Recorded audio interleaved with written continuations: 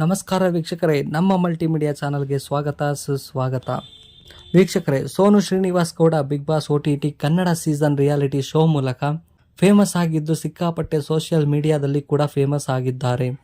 ಇದೀಗ ಬ್ಯಾಡರಹಳ್ಳಿ ಪೊಲೀಸರು ಸೋನು ಶ್ರೀನಿವಾಸ್ ಗೌಡ ಅವರನ್ನು ಅರೆಸ್ಟ್ ಮಾಡಿದ್ದಾರೆ.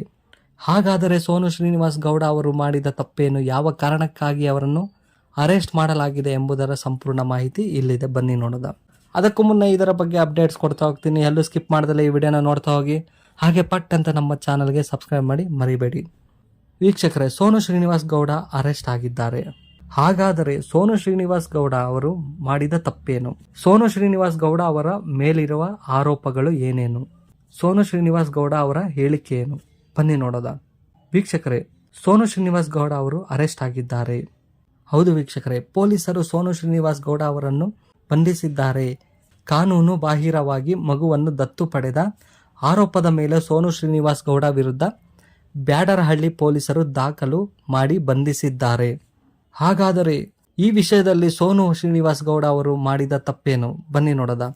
ಸಾಮಾಜಿಕ ಜಾಲತಾಣದಲ್ಲಿ ಈಚೆಗೆ ಸೋನು ಶ್ರೀನಿವಾಸ್ ಗೌಡ ಅವರು ಸೇವಂತಿ ಎಂಬ ಬಾಲಕಿಯನ್ನು ದತ್ತು ಪಡೆದುಕೊಂಡಿದ್ದೇನೆ ಎಂದು ಹೇಳಿಕೊಂಡಿದ್ದರು. ಆದರೆ ಕಾನೂನು ಬಾಹಿರವಾಗಿ ಈ ದತ್ತು ಪ್ರಕ್ರಿಯೆ ಇದೆ ಎಂಬ ಆರೋಪ ರಾಜ್ಯ ಮಕ್ಕಳ ರಕ್ಷಣಾ ಘಟಕದ ಅಧಿಕಾರಿ ಗೀತಾ ಎಂಬುವವರು JJ ಆಕ್ಟ್ನಡಿಯಲ್ಲಿ ಸೋನು ಶ್ರೀನಿವಾಸ್ ಗೌಡ ಅವರ ವಿರುದ್ಧ ಬ್ಯಾಡರಹಳ್ಳಿ ಪೊಲೀಸ್ ಠಾಣೆಯಲ್ಲಿ ದೂರು ದಾಖಲಿಸಿದ್ದರು. ಈ ಹಿನ್ನೆಲೆಯಲ್ಲಿ ಪೊಲೀಸರು ಸೋನು ಶ್ರೀನಿವಾಸ್ ಗೌಡ ಅವರನ್ನು ಬಂಧಿಸಿದ್ದಾರೆ. ವೀಕ್ಷಕರೇ, ಹಾಗಾದರೆ ಸೋನು ಶ್ರೀನಿವಾಸ್ ಗೌಡ ಅವರ ಮೇಲಿರುವ ಆರೋಪಗಳು ಏನೇನು, ಬನ್ನಿ ನೋಡೋಣ. ಹಿಂದೂ ದತ್ತು ಕಾಯ್ದೆ 1956 ಪ್ರಕಾರ ಈ ದತ್ತು ಪ್ರಕ್ರಿಯೆ ನಡೆಯದಿರುವುದಿಲ್ಲ. ಅಲ್ಲದೆ ಮಗುವಿನ ಮನೆ ಇರುವ ರಾಯಚೂರಿಗೆ ಹೋಗಿ ಸೋನು ಶ್ರೀನಿವಾಸ್ ಗೌಡ ಅವರು ಅಲ್ಲಿಂದ ಮಗುವನ್ನು ಕರೆದುಕೊಂಡು ಬಂದಿದ್ದಾರೆ.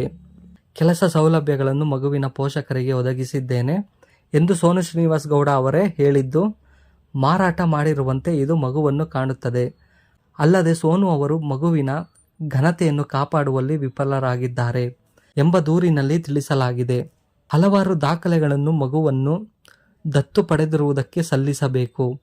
ಸೋನು ಶ್ರೀನಿವಾಸ್ ಗೌಡ ಮಕ್ಕಳ ಕಲ್ಯಾಣ ಸಮಿತಿ ಸಮ್ಮುಖದಲ್ಲಿ ಹಾಗೂ ಜಿಲ್ಲಾಧಿಕಾರಿಯ ಸಮ್ಮುಖದಲ್ಲಿ ಮಗುವನ್ನು ದತ್ತು ಪಡೆಯಬೇಕಿತ್ತು. ಅದು ಯಾವುದು ಕೂಡ ಮಾಡಿರುವುದಿಲ್ಲ. ಹಾಗಾಗಿ ಈ ಪ್ರಕ್ರಿಯೆ ಕಾನೂನು ಬಾಹಿರವಾಗಿ ಮಗುವಿನ ಗುರುತನ್ನು ಸಾಮಾಜಿಕ ಜಾಲತಾಣದಲ್ಲಿ ಬಹಿರಂಗಪಡಿಸಿದ್ದಾರೆ. ವಿಡಿಯೋಗಳನ್ನು ಮಗುವಿನ ಜೊತೆಗೆ ಹಂಚಿಕೊಂಡಿದ್ದಾರೆ. ಮಗುವನ್ನು ಸಾಮಾಜಿಕ ಜಾಲತಾಣದಲ್ಲಿ ದುರುಪಯೋಗ ಪಡಿಸಿಕೊಂಡಿದ್ದಾರೆ. ಇದು ಕೂಡ ಅಪರಾಧವಾಗಿದೆ. ಬೆಲೆ ಬಾಳುವ ಉಡುಗೊರೆಗಳನ್ನು ಮಗುವಿಗೆ ಕೊಡಿಸಿದ್ದೇನೆ ಎಂದು ಸೋನು ಶ್ರೀನಿವಾಸ್ ಗೌಡ ಹೇಳಿಕೊಂಡಿದ್ದಾರೆ. ಇದು ಮಗುವಿನ ಆತ್ಮಹತ್ಯಾನಕ್ಕೆ ಧಕ್ಕೆಯನ್ನು ಉಂಟು ಮಾಡುತ್ತದೆ. ಅಲ್ಲದೆ ಮಗುವನ್ನು ಶಾಲೆಗೂ ಕೂಡ ಕಳುಹಿಸಿಲ್ಲ. ಇದರ ಪ್ರಕಾರ ದತ್ತು ಪಡೆದುಕೊಳ್ಳುವ ವ್ಯಕ್ತಿಗೂ ಮತ್ತು ಮಗುವಿಗೂ 25 ವರ್ಷಗಳ ಅಂತರವಿರಬೇಕು.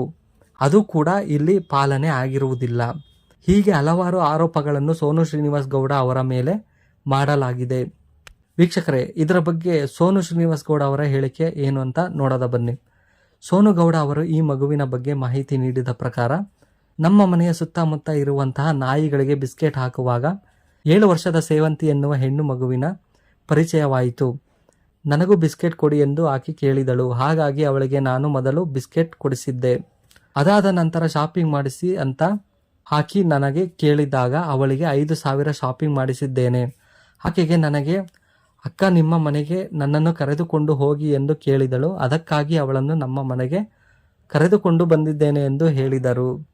ಒಟ್ಟಾರೆ ಸೋನು ಶ್ರೀನಿವಾಸ್ ಗೌಡ ಅವರು ಸಾಮಾಜಿಕ ಜಾಲತಾಣದಲ್ಲಿ ಒಂದಲ್ಲ ಒಂದು ರೀತಿಯಲ್ಲಿ ಕಾಣಿಸಿಕೊಳ್ಳುತ್ತಿದ್ದಾರೆ. ಇದೀಗ ಸೇವಂತಿ ಎಂಬ ಹೆಣ್ಣು ಮಗುವನ್ನು ಸಾಕುವುದರ ಮೂಲಕ ಇದೀಗ ಬ್ಯಾಡರಹಳ್ಳಿ ಪೊಲೀಸರವರು ಅರೆಸ್ಟ್ ಮಾಡಿದ್ದಾರೆ.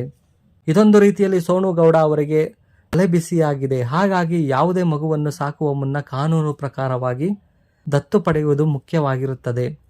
ನೋಡಿದ್ರಲ್ಲ ವೀಕ್ಷಕರೇ, ಸೋನು ಶ್ರೀನಿವಾಸ್ ಗೌಡ ಅವರು ಒಂದಲ್ಲ ಒಂದು ವಿಚಾರಗಳಿಗೆ ಕಾಂಟ್ರವರ್ಸಿ ಮಾಡ್ಕೊತಾನೆ ಇರ್ತಾರೆ.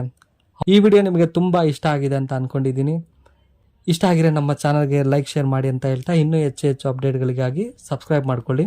ಜೈ ಹಿಂದ್, ಜೈ ಕರ್ನಾಟಕ, ಧನ್ಯವಾದಗಳು ಅಂತ ಹೇಳ್ತಾ ಈ ವಿಡಿಯೋನ ಮುಗಿಸ್ತಾ ಇದ್ದೀನಿ.